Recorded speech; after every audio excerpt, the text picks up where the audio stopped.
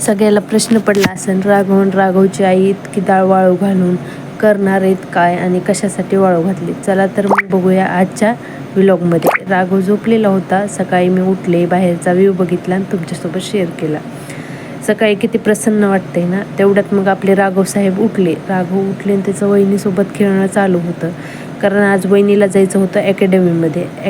अकॅडमीमध्ये कशासाठी, तर अकॅडमीमध्ये त्यांना जायचं आहे आर्मीमध्ये. त्यासाठी त्या सध्या अकॅडमीमध्ये टाकलेले आहेत अंबेजोगाईला. आणि त्या असं म्हणत होत्या, राघव चल पिल्या तुला पण मी घेऊन जाते. तर आपल्या राघवचं चालू होतं, नाही नाही नग नग, हो हो नग नग. मग त्या म्हणत होत्या मी जाते. ते म्हणत होता नग नग तुम्ही पण जाऊ नका, मला पण नग, राहा.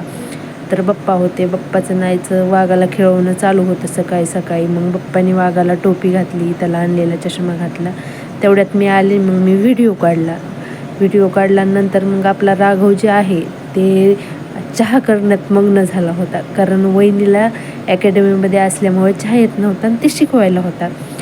मग त्याला एक जुनं खेळणं सापडलं. जुनं खेळणं म्हणजे ते त्याच्या आजीनी त्याला गावावरनं आणलं होतं, पण ते तुटलं होतं म्हणून मी टाकून दिलं होतं. आणि ते अचानक कसं काय की आज त्याला सापडलं आणि ते खेळायला होता.